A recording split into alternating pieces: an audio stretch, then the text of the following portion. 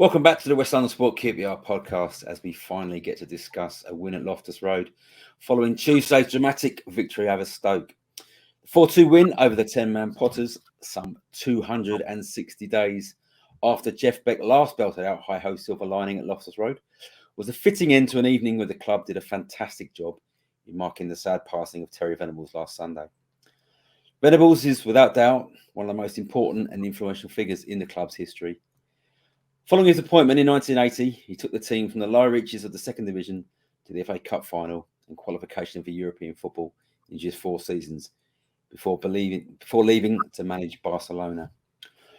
Rangers boss Marty Cifuentes laid a wreath on the pitch before kick-off, and the appreciation shown from both QPR and Stoke fans during the tribute applause was magnificent, and he most certainly would have approved of the entertaining affair that was played out on the pitch. I'm joined, as always, by former Rangers striker and captain Kevin Gallen. Kev, a much-needed win, but the news of Terry's passing last Sunday sort of overshadowed the news, overshadowed the week in many ways. Was he someone you crossed paths with much during your career? No, not really. I met him once or twice, shook his hand, should have really told him what I thought about him, as in, you're the greatest QPR manager. I didn't. I just said hello. Probably because I was probably in awe of him. I was only like 18, 19. I was at a match and he was there.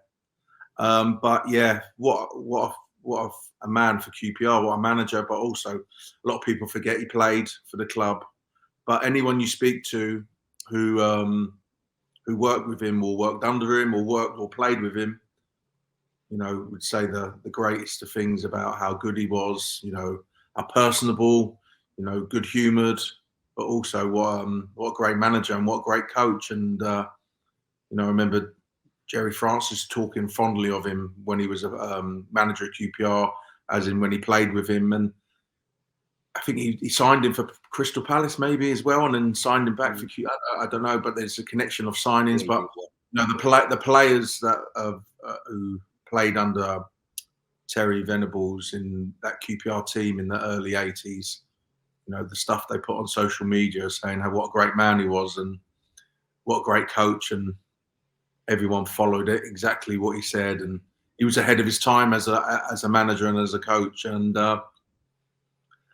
he's so well respected, not only at QPR obviously, but all over England and Europe. Everyone knows who Terry Venables was, and even Pep Guardiola talking about him during the week and saying what an influence because of what he did when he left QPR and he won the title at Barcelona in his first season. And I don't think they'd won it for many years. So, I don't think that will ever happen again. I might be wrong, and there's no disrespect to QPR, but from going from QPR to Barcelona is one hell of a step up. Barcelona, one of the powerhouses of European world football, and he done such a great job at QPR that the people who ran Barcelona obviously were keeping an eye on him and said that's the manager for us, and it paid dividends. And I think the next year they got to the final of the European Cup and they lost on penalties. And unfortunate for Terry, I mean, that would have been some hell of a story of within 2 seasons winning the La Liga and then going straight into winning the European Cup the following year. It would have been a hell of a bigger story than even just winning the title in his first season. But yeah, everyone talked about him, and watching QPR when I was lucky, maybe spoilt now looking back, but my first years of watching QPR was 1981, 82, probably 1980 was a bit, can't sort of remember, but that the time when we got to the FA Cup final and maybe should have won it, and then the next season putting that disappointment away and winning the second division title, and then the following year qualifying for Europe. It's unbelievable when you think about it. I mean, what an achievement, and what a manager, and fair play to the players. They listened to everything what he said and done a fantastic job. And people talk about the 1975, 1976 as the QPR's greatest ever squad or team, but that early 80s team can't be far behind. Yeah, that's my vintage as well. My first game, I think, was 1983. They played Southampton, but they played like Clive Allen and Simon Stainrod. It was a cracking team, and I thought it was quite quite nice actually on Tuesday night during the game. The QPR back four stepped up in one arm in the air. That was very reminiscent of a very Venables type team. The back, the offside trap was sort of down to a T, and Terry Venables with his hand in the air, leading everyone up. It was, I thought. I mean, that was sort of never been seen, and I think in the late sort of 80s, early 90s, AC Milan started doing that under Sacchi, playing that offside, pushing up really tight. But yeah, unbelievable when the free kick would be coming into QPR's box, and there obviously was a code word, and everyone would be on it. And as soon as the opposition went to take the free kick, they'd all step up 5 yards and catch them all offside. So very, very clever. Obviously, he was a very clever manager. Good stuff.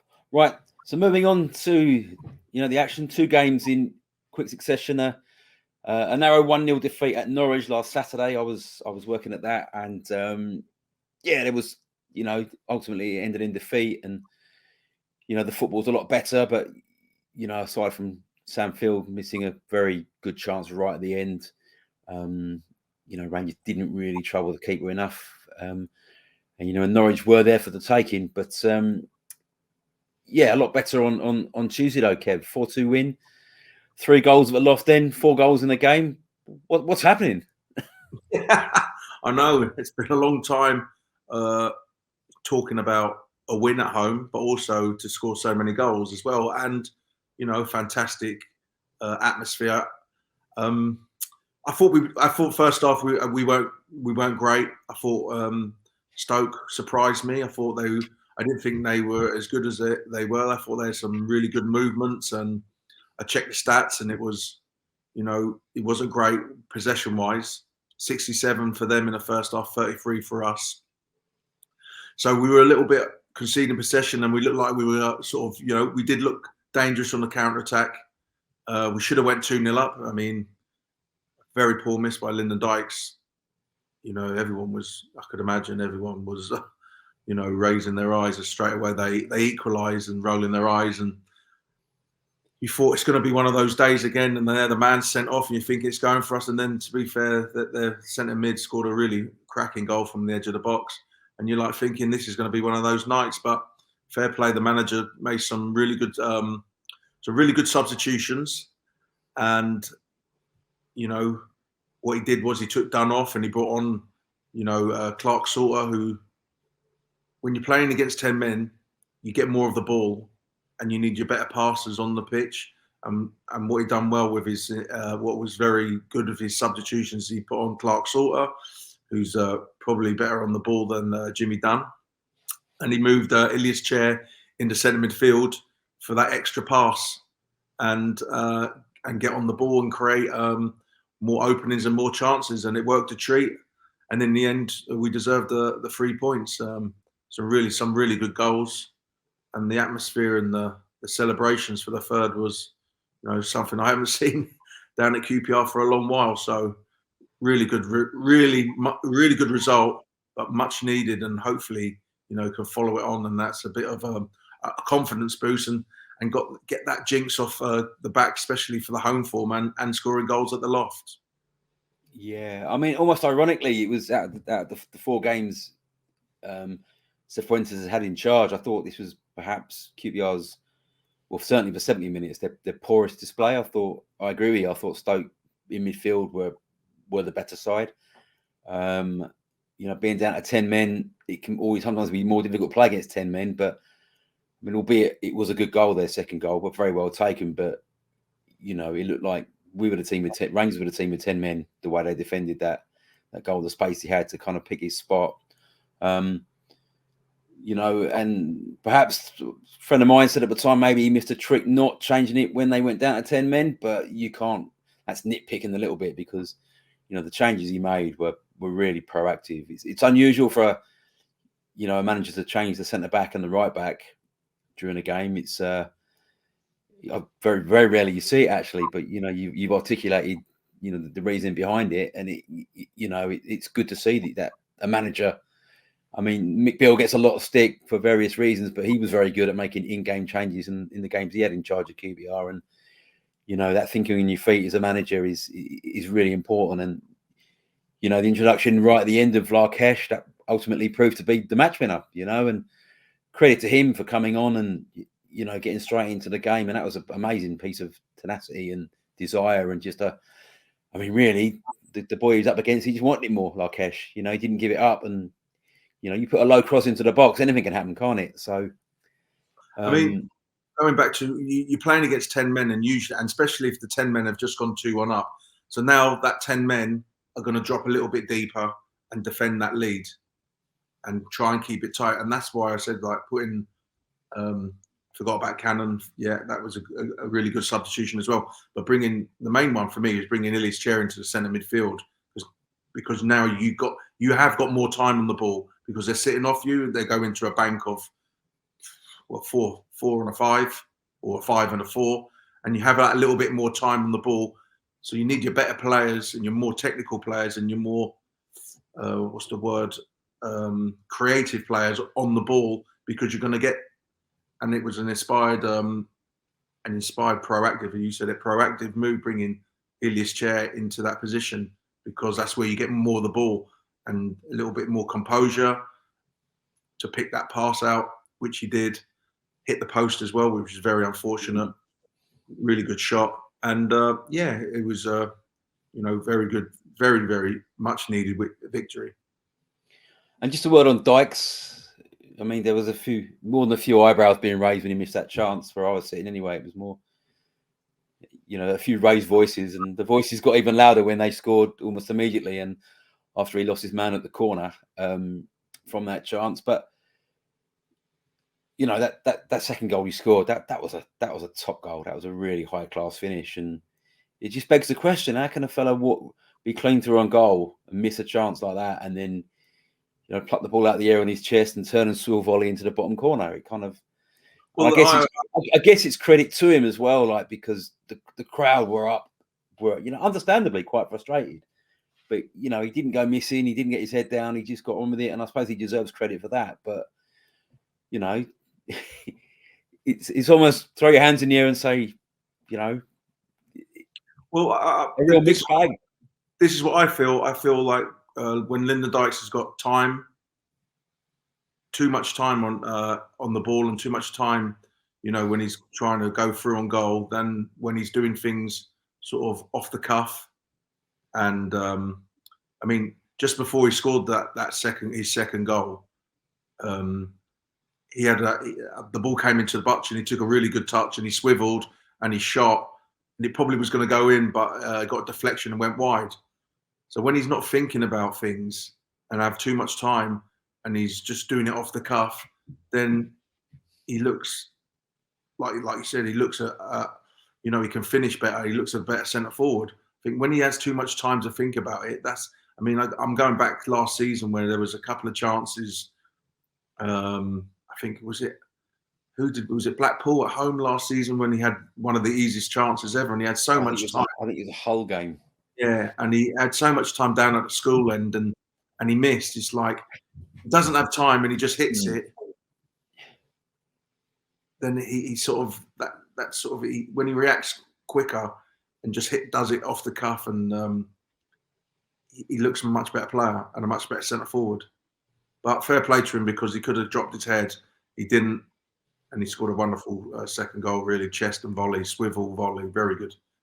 And it's nice to see. I bet he's also buzzing to score down at the loft end as well. Yeah, I mean, why is that, Kev? I mean, speaking to someone, you know, I've never played professional football, but you think like the easy chances, they just would be. Why is it? Why can't someone who's a professional footballer? Why do they have like these sort of, like, when they think about it too much moments, it doesn't work out? Is it just confidence, or is it just a natural thing? Is it? I think if you're thinking about it too much, you've got too many options. And then sometimes you pick the wrong option. And I think if you just do it straight away and without thinking, this is what I've got to do, bang, hit, chest volley, go. Do you know what I mean? It's sometimes, you know, most goals for centre forwards are pretty much one touch finishes in the 18-yard box, or, you know, in that, I call it the second 6-yard box between the goal and the penalty spot. If there was another box, most goals are usually a one-touch finish or a two-touch control and hit. Very rarely you have 3 or 4 touches because you get closed down. And you practice that in training as well. You might be playing. They'll do rules. Coaches will do a rule where they say, right, you're playing, say, an 8-side, small-sided game, and they'll say, okay, 8-side game. They might say 2-touch. You can only have 2 touches around the pitch, and 1-touch finish. And then 10 minutes later, all right, all in, 1-touch finish. And then they'll say just all in, as in, do you know what I mean? So you've got to practice these things. When you're doing crossing and finishing, in training, it's like literally the cross comes in, you've got to hit it first time because you have to replicate what you do in a match. It's very rarely a cross comes in and you've got time to take 3 or 4 touches. It's usually cross comes in, bangs, first touch, 1-touch finish. So I think when he does that, when he doesn't have to think about it and have too many options, I think it suits him a lot better. Yeah, because Paul Smith as well missed a good chance where he, the keeper made. To be fair, the keeper made a really good save. It was a good save. You got to hit the target, and the encouraging thing for me was they didn't play that well, but they forced like 13 corners. There were some games early in the season where they weren't even getting a corner. Now, I thought they looked a little bit more dangerous from corners. The first goal come from a set piece. Is that right? Ball into the box and Cook got put back. The box, yeah. And it was a decent ball, and you put the ball into the box from corners or set pieces, and you put them in the right area. You have you have to have the right delivery, and you have to have people attacking the ball and wanting to get in front of that defender. But if the delivery isn't there, you can't do anything. And there's many times this season where I've seen us taking corners of free kicks and we're not beating the first man, and that is one of the most annoying things. Yeah. Supporters, and I'm a supporter now, but if you don't beat the first man, it's just it's just like everyone's just got their head in their hands and got to beat the first man, and the quality into the box has to be right. And then you've got people attacking it. It's got to be better as well. Kenneth Powell's been taking corners, and it's just far too.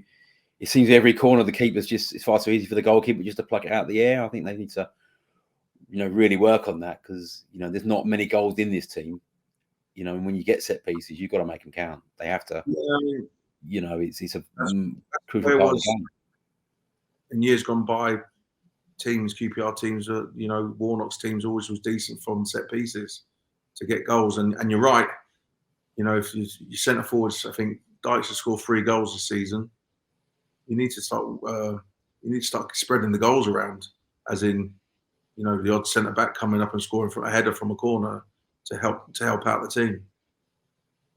Yeah, and also Chris Willock didn't start the game, but I didn't mind that decision. I thought I could, what's impressed me about Cifuentes is I can sort of see what he's trying to do, and he'd obviously identified a lack of pace in the Stoke defence, which is why he started Paul Smith, and I thought Paul Smith's pace caused them problems. Again, his final ball could be better, but he earned got the guy the yellow card that got him sent off, and I just think that he's very enthusiastic and he's willing. And then he swapped wings, brought Willock on, and I thought Willock looked like he's getting back to some of his old form. Well, yeah, whether he meant that, it was obviously he was going to come on at some stage, whether we were winning, losing, but for the last 20 to 25 minutes, maybe he's thinking he's played a few games and he needs a little rest, and there's a big game on Friday. But he came on and he looked good, he looked confident. I think scoring that goal, again, down at the Loft will do him the world of good, confidence-wise. First goal of the season, first goal for a long time. He put the cross in for. Did he put the cross in for the Dykes goal as well? He did. Yep. Yeah, but that still goes down as an assist in my eyes. So you come on a sub with 25 and 30 minutes to go. You score a goal and they get an assist. You get a win. You got to go off that pitch very, very happy man. Yeah, I think that was really encouraging as well. The ball in the box for Dykes' goal, when he was really firing sort of 18 months ago, Willock, he was doing that quite a lot. He did it. There's a game up at Coventry and they won where he put a ball like that in for Albert Adoma to score. And Charlie Austin's goal against West Brom right at the end when they beat West Brom 1-0. He did the same there. I think it's really encouraging. I thought again, after about 2 minutes, he pulled up. It looked like he pulled a calf muscle. It looked like he was going to be, as soon as he was going off again, and you saw everyone around was going, "Oh no, this doesn't look good." And he played through it, which I think was encouraging as well. I know it was that down by the loft. Yeah, right by the byline. Yeah, I think he got stamped on by it. I think it was just like a little stamp on his foot of the studs, and fair play. Look, you come on the pitch and you want to make an impression, and you get clobbered after 2 minutes. And you're like, bloody hell, what am I going to do? But he carried on and he got his just rewards in the end. And the celebrations for the third goal was, it's like we won the World Cup. It was brilliant. Yeah, it was. I mean, during your career, you had your fair share of injuries and that. I mean, it seems like with Willock, he's sort of not sure whether to trust his body or not, and that I think has been a factor in why he's not been as effective as he was prior to that serious hamstring injury he had. I just think something like tonight, like the other night, could really kickstart what he's thinking. In terms of going into games. When you played, what was that like? That kind of, you've had a serious injury, you're coming back. Is it a case of once you get a kick on the knee and it's all right, you're fine, or is it still playing on your mind? Yeah, I mean, it always will be playing on your mind, but hamstrings is a very strange. What's the word? It's a very worrying injury, because when you're playing so training's okay, but because when you're playing and the ball goes there and you're thinking about the game and you react, and your hamstring can let you down if it ain't 100%. And it is a worry. And if you have a really bad hamstring injury, and I had a few hamstring injuries, and you come back and it's not right, and it can take its time, and mentally as well, you want to react and to sprint for a ball, the ball drops and you just go and sprint for it. That's when your hamstring goes. It's like it can just go, and he has to trust that, and he has to, obviously, I would say he would have to be doing a lot of still rehabbing on that, make sure that area of his body is strong, his glutes, all around that hamstring work, because hamstrings can come back very quickly if you don't do it, if you don't prepare yourself right. And he'll be thinking now, I've scored a goal, I've assisted. He'll be probably thinking, he only played half an hour, I feel fresh, I can't wait for Friday night's game now to show everyone what I can do again.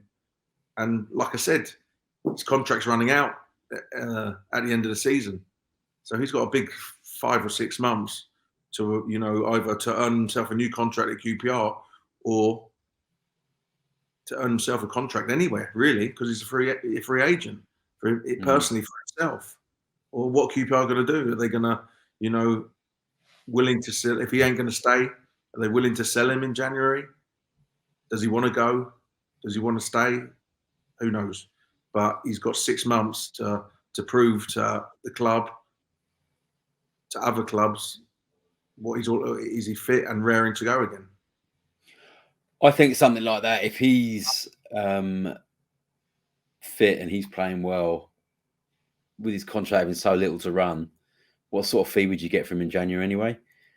I think you almost have to keep him. No, I think you have to keep him because you have to stay up. If you the amount of money you'd lose going down as opposed to what you might get for selling him, it doesn't really make any. 100%. I agree. If he's playing well and they get offered a bid, which what would it be? What's the maximum? 200 grand. No, I think maybe depends. 500 grand, I say, but I'd keep him. You need him. Yeah, you need it unless you've got a ready-made replacement lined up. But yeah, fit Willock towards a fit and firing Willock, playing for the rest of the season is a good weapon to have for staying up, and that's more important than staying up for me. Yeah, it will be interesting to see what they do. I mean, Ilias Chairs looks like a man reborn since Cifuentes has come in. was strong the other night. Has played well in all the games that he's been available for. Still sometimes does a bit too much, I think. But I mean, if an offer comes in for him and it's a kind of sizable offer, that's, I think, because I mean the squad does need strengthening. They need some bodies in January. If you're gonna, I think they need another midfielder. They obviously need a striker. Would you sell Chair if he was said? Is there? I mean, is there money to spend with this FFP? I don't know. I mean, they've done naming rights of the ground. They've done naming rights of the state. One stand. Is that money that can? Is that for FFP or is that for money to sign some players in January? But also we haven't got any loan players, so they can get some loan players in. Yeah, and I'm sure they have to be looking at the loan market. Oh yeah, to help. They have to be, and to strengthen the squad. Depending on an offer, what would you get for Chair? I'm not too. It's a difficult one. Because if you've got a fit and fire in Willock, Willock hasn't really played much for 6 or 7 months, and Chair leaves, and then he's sort of, I know you want them both playing together, but he's sort of a ready-made replacement for Chair. And maybe they might want more pace on the left-hand side, because Chair really, he's more of a number 10, sort of playing on the left, cutting in. But they might, I don't know what the manager wants. He might think, I want more legs down that left-hand side, more pace. And then creates more room for Willock playing in the number 10 role. Now, whenever a new manager comes in, it creates opportunities of players that perhaps were overlooked by the previous manager. That's certainly been the case with Elijah Dixon-Bonner, who's gone from serial bench warmer to kind of starting three of the last 4 games. What have you made of him, Kev? From the brief sights you've seen of him? What he brings to the team is enthusiasm, athleticism. Yeah. He's very young, and he's very young, and that enthusiasm can carry you for the first 2 or 3 or 4 games and 5 games. It'd be interesting to see how, if he keeps playing, how he will go on, how he will carry on in the next 3 or 4 games, if he can carry on the standard that he's set in the last few games. But he's done really well. He's give us a bit of legs in midfield, a little bit like last year with Luke Amos when he played. Give us legs and enthusiasm, but the only problem with Luke, he didn't play enough. So legs, enthusiasm, hungry, and he's decent on the ball. Yeah, he's done well. He's very positive. I think he always wants the ball to feet. He's always looking to go forward with the ball. Progressive passing. I really like him. I saw him a little bit in the under 21s teams last season and early this season, and he's got a really good attitude as well. His attitude's excellent. When you're at these games, you can hear what's being said on the pitch and that, and he's very vocal, and he just seems a good kid, a good lad. He's obviously his pedigree strong. He started his career at Arsenal, and then he go to Liverpool, and so he's obviously been well coached in his sort of earlier days of his career. So I think they might have found one there on a free transfer. He's done very well. Well, you say well coached in Arsenal and Liverpool, yeah, and with the new manager coming in, sort of playing trying to play a more possession style type of football, then it obviously suits him. Yeah. And what have you made your early impressions of the manager then, mate? Well, he looks. Well, I was watching him from the sideline. He's very enthusiastic on the sideline, and telling people what he wants and what to do. His interviews have been good. I quite like his interview against Norwich when he said, "Well, at the end of the day, we need results. It's not all about possession and passing. We actually need to win games, and that's 100%. I know obvious, but previous managers have talked about, oh, we're doing this, we're doing that, without getting any results." And not talking about getting results. So, that Tuesday game against Stoke will, obviously be a relief, not only for the fans and the club, but for the manager to get off the mark. Because the longer you leave not winning your first game as manager, it will play on your mind. So I think he's done a really good job. He's sort of gone back to what QPR has been over the last 4 to 5 years, trying to play a brand of football that is more possession based and keeping it and creating chances. He's done well so far. Roll on Friday. We win again on Friday. Then I would give him a 7 out of 10. We win on Friday. He's an 8 out of 10. We lose. He goes back to a 6. You know that's what football's all about. It's winning games. And at the moment, QPR, we need to win games because of the situation we're in position-wise in the league. Do you think? I mean, a win is a win. It doesn't matter what the scoreline is, but it does feel a bit more significant. The fact they won 4-2 rather than winning 1-0. Do you think there's something in that as well? Well, I think there's something in that is that you're 2-1 down and you come back and win 4-2. That's a better than winning 1-0 for me. Especially, because the crowd deserve 4 goals. I mean, the supporters have turned up in their numbers at every home game and haven't seen like one win in a year. So to get a win at home and to score 4 goals, the crowd go home so much more happier than scraping a 1-0. I know you only get 3 points, but at the end of the day, entertainment business, what football is, and to win 4-2 is a really good result. And also we haven't scored 4 goals for ages, and we need to get goals, and goal difference has to be a lot better. You never know what happens at the end of the season. Goal difference might come into it. And in terms of just belief around the team, I mean, you've been around plenty of teams that have been in bad runs and you get a good result. How much of a difference can it just lift the mood of everyone? But just for sort of like guys that aren't sort of peripheral players like Larkesh, maybe Cannon who's just coming in, their self-worth, their self-belief, how important would that be? They obviously would have went in on yesterday for a warm down, but if you're going in after every game for a warm down and you've lost again, it's a little bit, it's a natural thing. The fans would be the same. It's doom and gloom. You come in on Wednesday after winning 4-2, after being 2-1 down, and everyone's absolutely buzzing and having a laugh, and the atmosphere in the training ground would be completely different to what it would have been if you had lost. And my son went into school on Wednesday. He was buzzing. He was like, "Can't take the mick out of me anymore. We won 4-2." So I'm like happy for him. So he goes to school. I'm going to show them, look, we won 4-2. Yeah. So it's not just the players, the fans. The players will just be replicating what the fans would be feeling as well. Absolutely delighted that we won 4-2 and managed to score 4 goals at home. So when the games come around, as everyone says, thick and fast, the most overused phrase in world football. But Friday night, tough game. At the end of the day, it comes thick and fast. They do.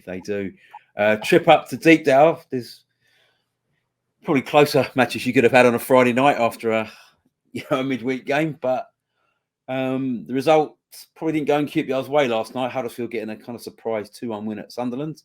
Not ideal, but I think weirdly, that might kind of work in favour of the mindset because you don't want to get too carried away by one win, and it's like, oh God, we're 6 points adrift again. We need to kind of focus straight back onto Preston. I know managers and players would always say we're only focusing on the next game, but sort of psychologically, I think you're back to square one. So you've got to look after your own game, really.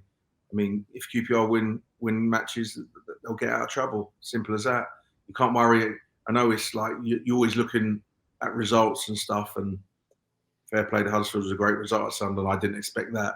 But then, like you said, it might work in our favour because it might keep the lads on their toes, saying we haven't achieved anything yet. We've got to go to Preston and get some sort of a result. We don't get beat. You win your games at home and you pick up points away, and that's a recipe for success in the Championship. So they've got to go to Preston and get a result of some sort, and capable of winning. But you don't lose that game. Yeah. Well, Deepdale hasn't been a historically happy hunting ground for Rangers, although they did win there last year. Jimmy Dunn's goal, sealing a 1-0 win in Neil Critchley's first game and his only win in charge. They going in on the back of they got thumped by Middlesbrough on Tuesday, I think it was 4-0, and were turned over at home by Cardiff, who scored 2 goals in the last deep into injury time to win 2-1. So they're not on a great run of form at the moment. It's what are your thoughts, Kev? Do you think they can go up and repeat what they'll be obviously pressing after 2 poor results, especially the one the one against Middlesbrough. They're going to come out. I think they'll come out the traps flying, because the manager will get right stuck into them, try and get the crowd on side. And I just believe if QPR weather that storm and can get the ball down and start passing it, then they can get a really good result on Friday. But tough game Friday night. It's on TV. Everyone will be up for it. Everyone's thinking, well, I'm on TV. I've got to show my friends. People are watching them. I've got to show my friends. I don't want to embarrass them. I've got to put in a performance. And it's a tough game. And you've got to go into that game. QPR will go into that game with a lot more confidence than they have. And Preston, confidence has been dented. But still a tough game away from home, Preston. Long journey. It's going to be cold. This is like a test of QPR's mentality after winning on Tuesday. Can they follow it up 3 days later with a good result against Preston?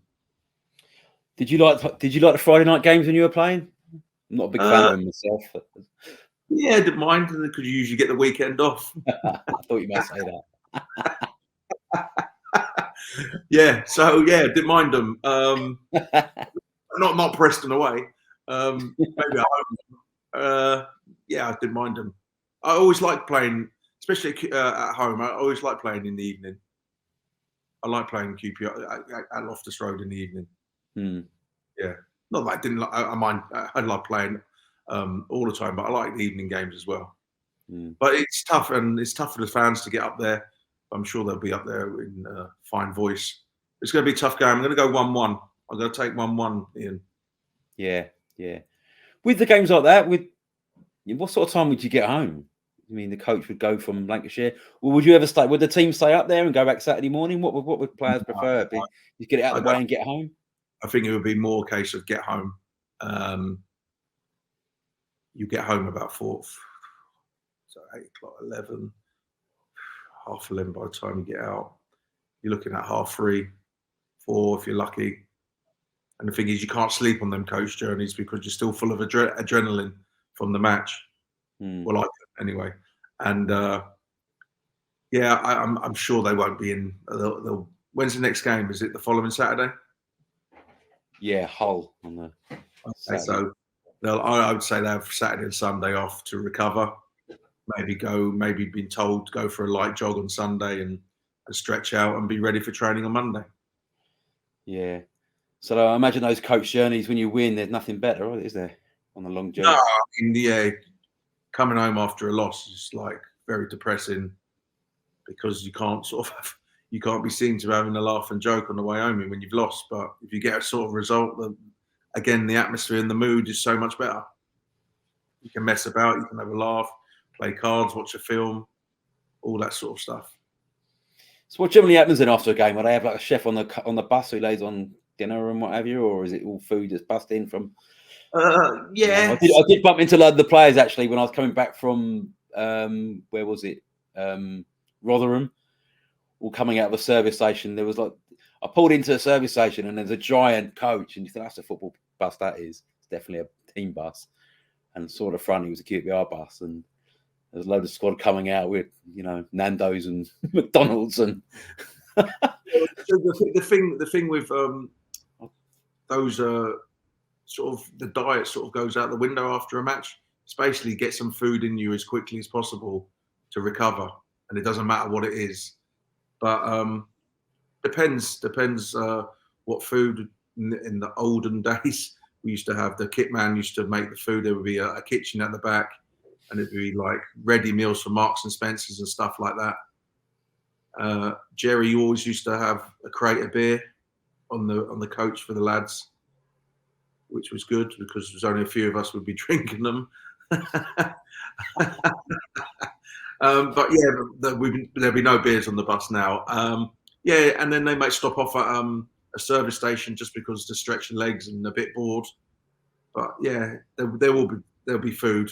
There might even sometimes you stop off and or you get a delivery from Domino's onto the coach. When you get on there, there'll be just pizzas everywhere. Sometimes, you know, if it was Grimsby away, it would always be fish and chips and stuff like that.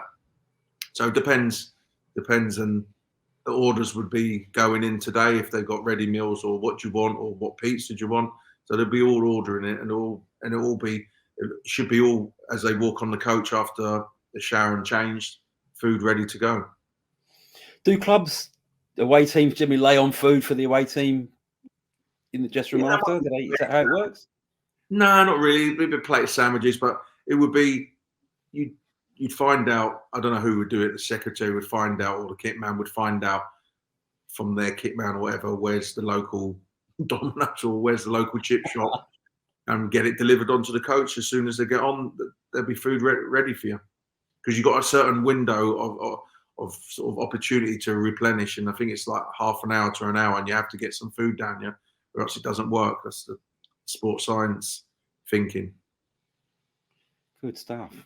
Right. I'm going to share your prediction. Actually, I think it will be a draw too. I think and it'll be a good point up there. I think it's a tough turnaround that up there. I went to university in Preston, and I know it's a long way away, particularly on a Friday night. It's that M6 is a real pain on a Friday night. So yeah, coming away with something there. It just kind of, you know, it's not going to be enough to get out of the bottom three if you get a point. Well, a win's not going to be able to get out of the bottom three either, but it just sort of keeps alive that sort of decent run of form since Cifuentes has taken over. So yeah, I'm going to go for a 1-1 as well. Boring, I know. Sorry about that, but we do have a lot of 1-1 draws at Preston. Actually, it seems to be the kind of the mean score whenever we play at Dig. There's a 1-1 draw. So be interesting because we are capable of winning that game. There's no doubt about it. Be interesting to see if he keeps Willock on the bench or he starts him. I would say keep him on the bench, ready to come on at some stage for the last half an hour. Because I think you play Smith just to stretch, maybe that little bit extra pace, just to stretch the defence. And that option. But we'll see. I'll be watching closely. Good stuff. Well, thanks a lot for your time, Kev. And thanks for listening, everyone. And as I say every week, we are also on Spotify and iTunes and various other hosting platforms. So, and we'll see you again next week.